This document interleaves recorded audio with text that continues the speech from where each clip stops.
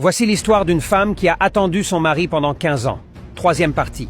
Cette nuit-là, elle ne dormit pas. Elle l'entendait murmurer un nom dans son sommeil, un nom qui n'était pas le sien. Le lendemain, il se leva comme si de rien n'était. Mais elle ne pouvait plus parler. Chaque regard, chaque geste d'amour semblait soudain faux. Elle essaya d'oublier ce nom. Elle se dit qu'elle avait mal entendu. Mais la nuit suivante, il le murmura encore, plus fort. Le lendemain, pendant qu'il était au marché, elle fouilla dans ses affaires. Ce qu'elle trouva fit s'effondrer tout ce qu'elle croyait savoir. Elle trouva aussi une lettre, soigneusement pliée, datée d'il y a 15 ans, signée du nom qu'il avait murmuré. Quand il revint, elle était assise sur le lit, la lettre dans les mains. Il comprit immédiatement que tout était fini. Elle demanda d'une voix cassée « Qui est Aïcha ?» Il voulut mentir, mais son regard l'en empêcha. Alors, il raconta tout. Avant la guerre, il avait aimé une autre femme. Elle était tombée enceinte, mais il avait dû fuir. Il croyait qu'elle était morte. Elle aurait voulu crier, le frapper, le haïr, mais elle resta là, sans un mot, parce que la douleur était plus grande que la colère. Cette nuit-là, elle sortit marcher seule dans le village. La lune éclairait son chemin, mais son cœur était perdu.